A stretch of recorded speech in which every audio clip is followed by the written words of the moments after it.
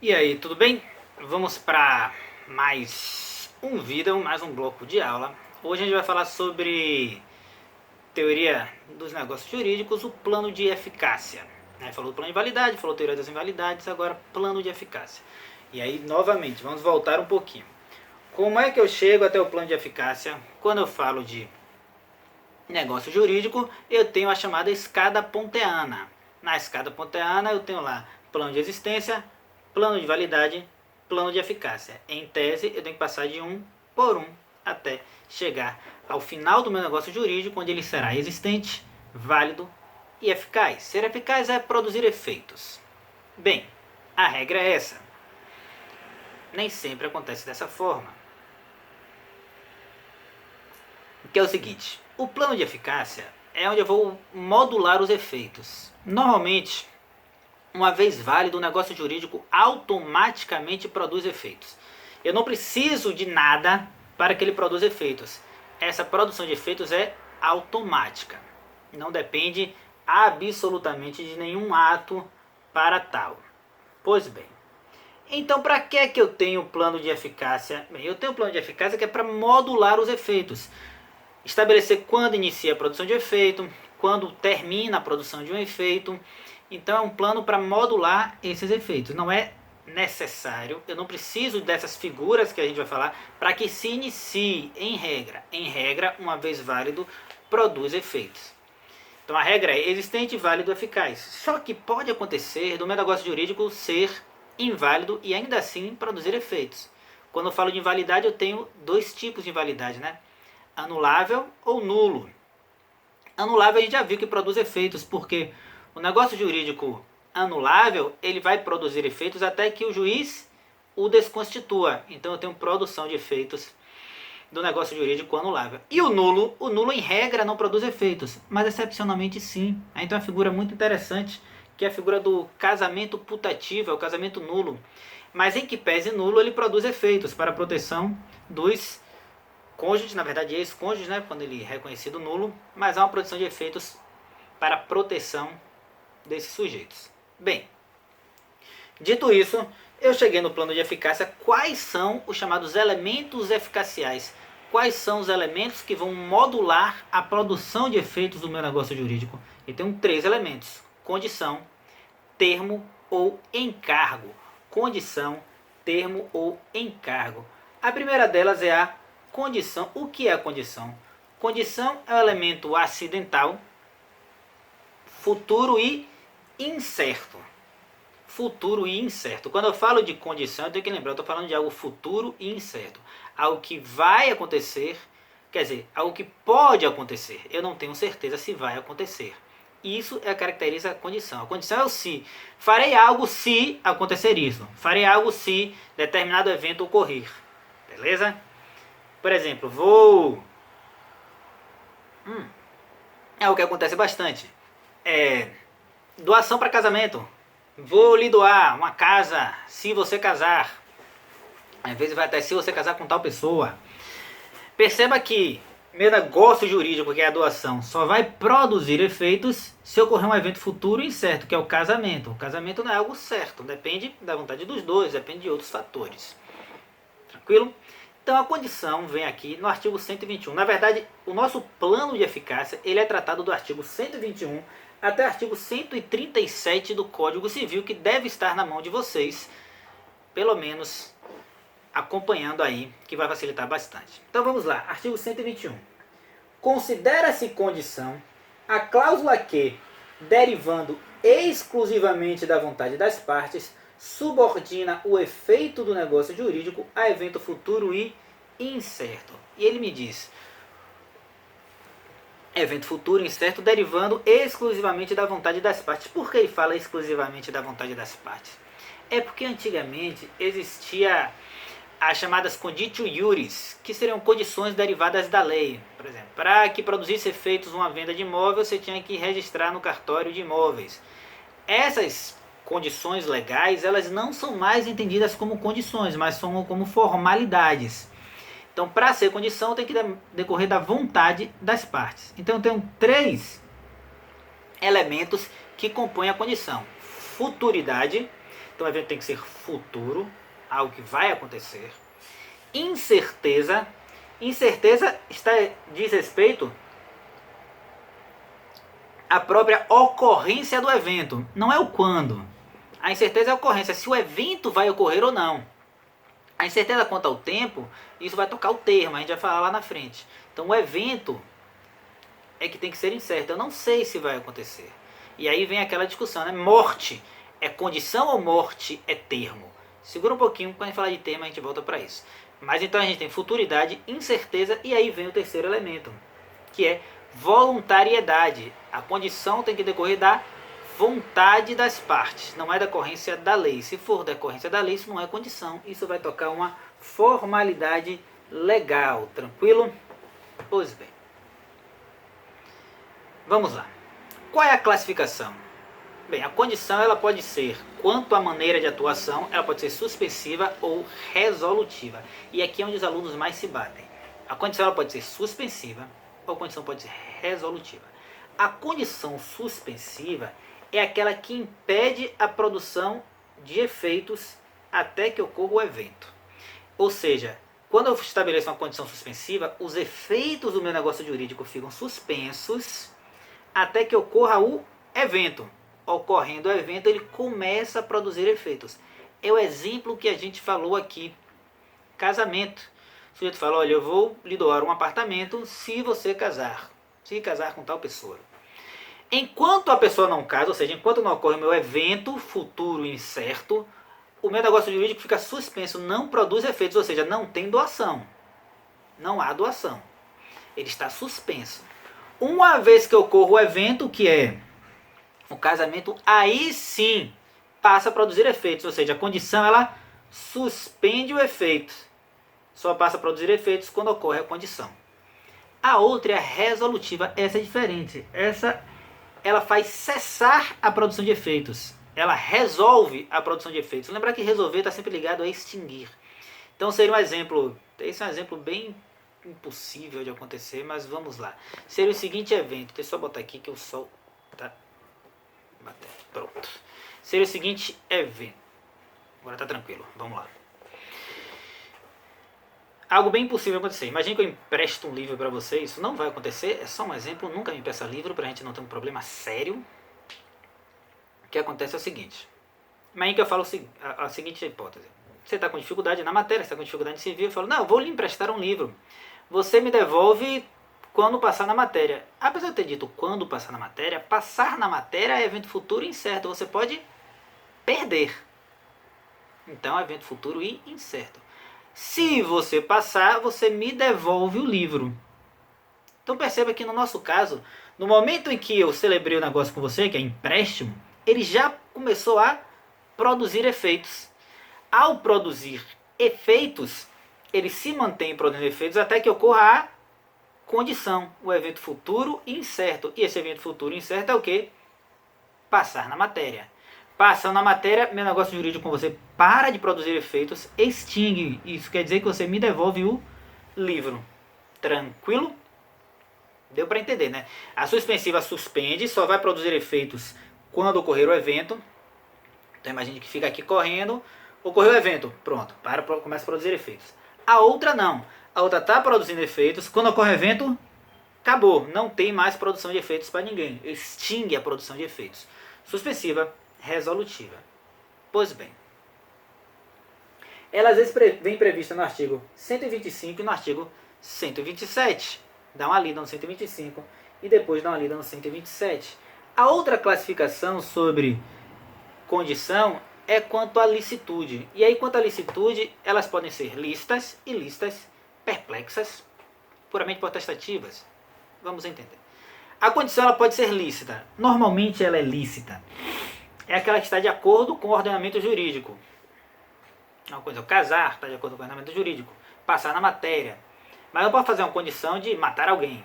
Ilícito. A gente até falou isso quando falou lá dos elementos, lá no artigo 104 do Código Civil. Mas se ela desobedecer ao ordenamento jurídico, ela vai ser ilícita. E qual a consequência de uma condição ilícita? a condição ilícita, ela pode invalidar o próprio negócio jurídico. Em que pese eu estar falando de um elemento eficacial, ela pode afetar a validade. Mas vamos lá. Primeiro, vamos entender o que é uma condição ilícita. O artigo 122 me diz o que é uma condição ilícita. Ele diz assim: são lícitas, em geral, todas as condições não contrárias à lei, à ordem ou aos bons costumes. E aí vem: entre as condições defeitas se incluem as que privarem de todo efeito o negócio jurídico ou as que sujeitarem ao puro arbítrio de uma das partes. Então, o que é uma condição ilícita? A que fere a lei, os bons costumes e a ordem, né, que ele coloca. Além disso, as que privam totalmente de efeitos o negócio jurídico e as puramente potestativas. No primeiro caso é fácil entender, aquela que fere a lei, que fere a ordem, que fere os bons costumes, ela é ilícita, é o normal. Pronto. Agora, como é essa condição que priva completamente o negócio jurídico de produção de efeitos? Isso é chamado de condição perplexa. A condição perplexa é aquela que priva a produção de efeitos do próprio negócio jurídico. Seria o caso: vou lhe doar uma casa, mas se você nunca usar. Percebe que tem algo errado? Eu vou lhe doar, mas se você nunca usar, ou seja, não produz efeitos. A condição é a não produção de efeitos do próprio negócio. Então ela é considerada ilícita. A outra é puramente potestativa. A gente falou que a condição, ela decorre da voluntariedade, decorre da vontade das partes, não decorre da lei. Mas ela é um evento futuro e incerto. Ela não pode estar subordinada exclusivamente à vontade de uma das partes. Se estiver subordinada exclusivamente à vontade, ao alvedrio de uma das partes, ela vai ser considerada ilícita. Seria o exemplo: vou lhe dar isso se eu quiser, se me der vontade. Não. Percebe quando eu faço uma condição, por exemplo: vou lhe doar um dinheiro se você ganhar uma corrida. Aqui eu tenho um evento futuro incerto. Dependeu da minha vontade, sim, eu criei a condição. Mas o evento para ocorrer depende de algo além da minha vontade, que é você ganhar ou não a corrida. E isso não depende só da minha vontade. Depende da sua, depende de outros fatores. Depende do preparo dos seus concorrentes, depende do seu preparo. Então, ela precisa da vontade? Precisa, mas ela não pode estar subordinada exclusivamente à vontade de uma das partes, senão ela é considerada ilícita. Pois bem, e qual é o efeito de uma condição ilícita? Artigo 123. Vamos lá. Invalidam o negócio jurídico que lhes são subordinados. Inciso 2. As condições ilícitas ou de fazer coisa ilícita. A condição ilícita, ela invalida o negócio jurídico. Então, em que pese eu estar falando de um elemento eficacial, ela afeta a própria validade do negócio. Beleza? E aí, por fim, nós temos quanto à possibilidade. Quanto à possibilidade, a condição pode ser possível ou impossível. Possível, aí a gente tem aquela discussão: possível juridicamente, possível fisicamente. Já falamos sobre isso quando falamos lá do 104. Possibilidade física ou jurídica. O que é interessante aqui é a impossibilidade. Se eu fizer uma condição impossível, o efeito disso vai mudar se for uma condição impossível suspensiva ou uma condição impossível resolutiva. Isso é muito importante. Imagina que eu faço uma condição impossível. Eu crio lá: você ir até a lua e voltar a pé. Essa é uma condição impossível. Você não tem como ir à lua e voltar a pé. Isso invalida o meu negócio? Depende. Se a minha condição impossível for uma condição suspensiva, é uma coisa. Se minha condição impossível for uma condição resolutiva, é outra. E aqui fala artigo 123, inciso 1. Invalidam os negócios jurídicos que lhes são subordinados as condições física ou juridicamente impossíveis quando suspensivas. A impossibilidade da condição só invalida o negócio jurídico se for uma condição suspensiva. Por que isso? Porque imagine, o meu negócio está suspenso, não vai produzir efeitos até que ocorra a condição. Mas a condição é impossível, ela nunca vai acontecer. Então o meu negócio jurídico não vai produzir efeitos nunca. A lei, sabendo disso, fala: olha, esse negócio jurídico não vai produzir efeitos nunca, ele é inválido. Isso aqui se equipara até aquela ideia de condição perplexa. Então, a condição impossível, quando for suspensiva, invalida o negócio, porque ele já não vai produzir efeitos nunca mesmo. Vamos invalidar isso aí. Agora, quando for resolutiva, é diferente. Artigo 124. Tem-se por inexistentes as condições impossíveis quando resolutivas, e as de não fazer coisa impossível. Então, ir e voltar a pé, a lua. Se a condição resolutiva é aquela que produz efeitos até que ocorra a condição, e ela para de produzir efeitos. No nosso exemplo, como a nossa condição é impossível, ela nunca vai ocorrer. Então o negócio jurídico vai produzir efeitos para sempre. É o que o 124 fala. Nesses casos, entende que a condição ela é não escrita. Ignora a existência da condição. Até porque ela nunca vai ocorrer mesmo, não vai mudar no plano prático. Sendo assim, a lei já se antecipa e diz, olha, nesses casos se entende que a condição ela é não escrita, porque ela já não vai produzir efeitos do mesmo jeito. Entenderam? Se ela for impossível, suspensiva, invalida o negócio. Se ela for impossível, resolutiva, é tida como não escrita.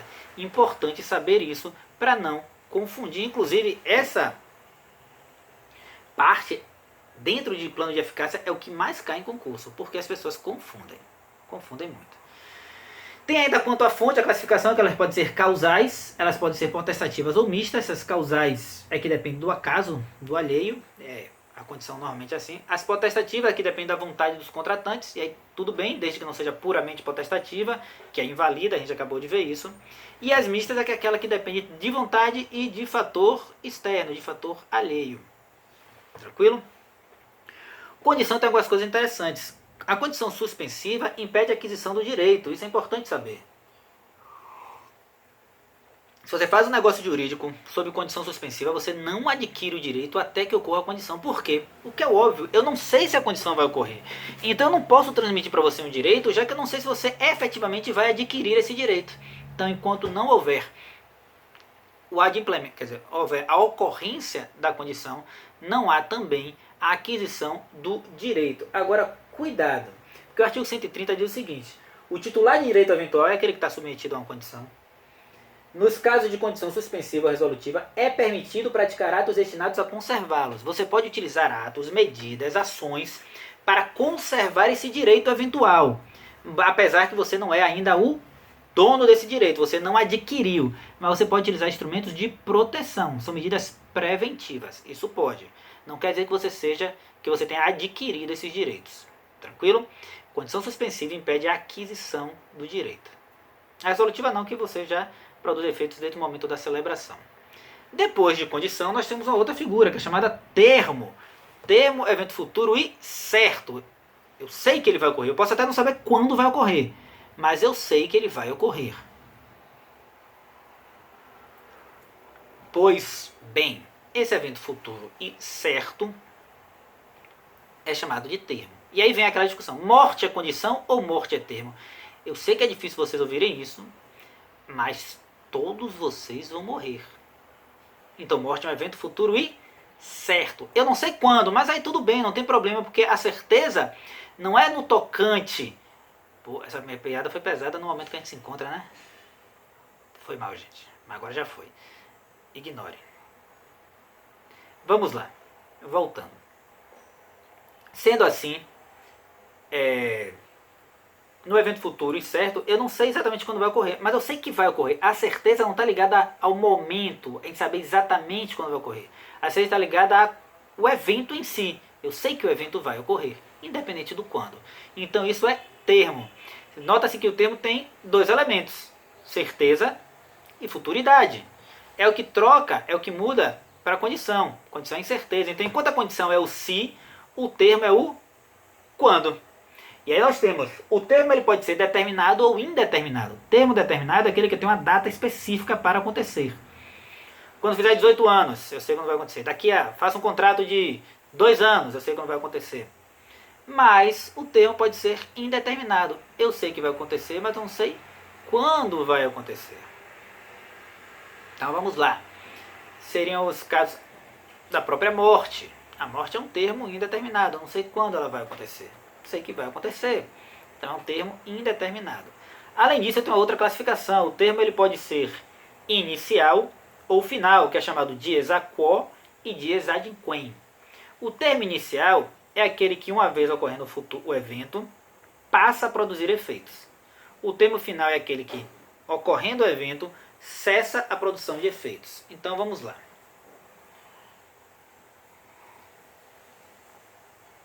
Eu faço um contrato com você, pronto, bem comum, que acontece bastante, aquelas promoções que a gente vende feito. Comece a pagar daqui a 90 dias, comece a pagar só no meio do ano. Isso é um termo inicial. só vai começar a produzir efeitos daqui a 90 dias, só vai começar a produzir efeitos no meio do ano. Mas eu posso ter o termo final. Eu faço um contrato com vocês de 1 ano. Chegou 1 ano, termina o contrato, extingue, para de produzir efeitos. Isso é um termo final. No termo inicial, ocorrendo o evento, começa a produção de efeitos. No termo final, ocorrendo o evento para a produção de efeitos. Essa é a diferença. Assimila-se aqui um pouco com condição suspensiva e resolutiva. Não é a mesma coisa, mas há uma proximidade. É interessante que no termo lá, diferente da condição suspensiva, o termo inicial ele suspende o exercício do direito, mas não suspende a aquisição do direito. Termo inicial não suspende a aquisição, suspende apenas o exercício. Porque a condição suspensiva, a gente falou, suspende a aquisição. Por que isso? Porque no termo eu sei que o evento vai ocorrer. Eu não sei quando, mas eu sei que vai ocorrer. Então já transfiro a aquisição, eu só não transfiro o exercício. Porque você não pode ainda exercitar que o evento não ocorreu, não aconteceu. Beleza? Já que o evento ele é inevitável, ele vai ocorrer, já a transmissão da aquisição desse direito. Pois bem. E aí tem outra distinção bem interessante. O cumprimento antecipado de um negócio jurídico a termo, ele é válido. O cumprimento antecipado de um negócio jurídico submetido à condição suspensiva, ele não é válido. Porque em um há aquisição do direito, no outro não há aquisição do direito. Aqui no Código, a partir do artigo 132, tem todo um regramento de contagem de termo, contagem de prazo. Porque o que é o prazo? O prazo é o lapso temporário entre o termo inicial e o termo final. Isso é prazo.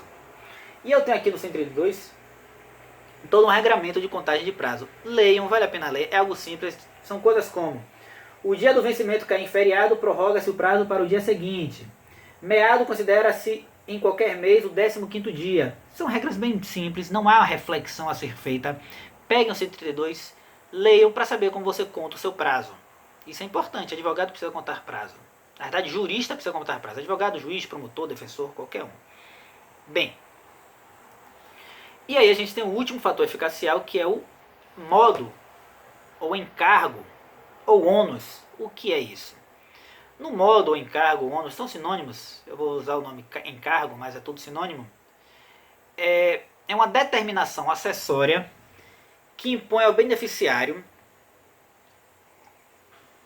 um ônus a ser cumprido em prol de uma liberalidade maior. É um sujeito que vai fazer algo em benefício próprio para receber algo maior, melhor. Então o sujeito, olha, eu vou lhe dar uma casa, mas você tem que cuidar dos cachorros. Isso é um encargo. A casa é algo muito maior do que cuidar dos cachorros. O benefício é muito maior do que o que você cumpre. E essa é a diferença entre ônus e contraprestação. Na contraprestação eu tenho um equilíbrio entre as condutas. No ônus a minha conduta é inferior ao meu benefício. Tranquilo? Ah, e o ônus, ele impede a produção de efeitos de um negócio jurídico? Não. O ônus ele não impede a aquisição nem o exercício do direito. Uma vez que se faça um negócio jurídico com ônus, você já pode exercer e você já tem aquisição. O que acontece é o seguinte: como é que o ônus afeta a eficácia do negócio jurídico? O descumprimento do ônus pode ensejar a extinção do negócio. Porque o ônus está muito ligado aos negócios jurídicos gratuitos, uma doação. Então ele faz uma doação com um encargo qualquer, um ônus qualquer, e você não cumpre. Eu posso tomar de volta o bem. Ele afeta o negócio jurídico dessa forma, extinguindo a produção de efeitos. Tranquilo? E ele vem falar aqui do ônus lá no final, ó, 137. Vou falar o 136 e o 137 para a gente fechar. O encargo não suspende a aquisição nem o exercício do direito, salvo quando é expressamente imposto no negócio pelo dispoente como condição suspensiva. Então o encargo ele não suspende a aquisição no exercício, salvo quando colocado como condição suspensiva. Mas é porque ele passa a ser uma condição suspensiva. E a condição suspensiva impede a aquisição, que a gente falou ainda há pouco. E o 137, considera-se não escrito o encargo ilícito ou impossível, salvo se constituir motivo determinante da liberalidade, caso em que valide o negócio jurídico. Então se eu coloco um encargo ilícito, te dou uma casa, mas você tem que plantar maconha no quintal. O encargo é tido como ilícito. Ou o encargo é tido como não escrito, é como se não existisse encargo. Você recebeu a casa e pronto, não tem encargo algum a ser cumprido. A não ser que o encargo seja o motivo pelo qual eu fiz a doação. Aí eu vou invalidar. É uma segunda hipótese em que eu estou falando de elemento de eficácia, mas que afeta a própria validade. Resumindo, condição é o se, evento futuro e incerto pode suspender ou resolver. Termo é o quando, evento futuro e certo pode iniciar ou extinguir. E encargo é o como, que a princípio não impede a aquisição no exercício do direito. Fechamos plano de eficácia. Próximo tema será defeitos no negócio jurídico.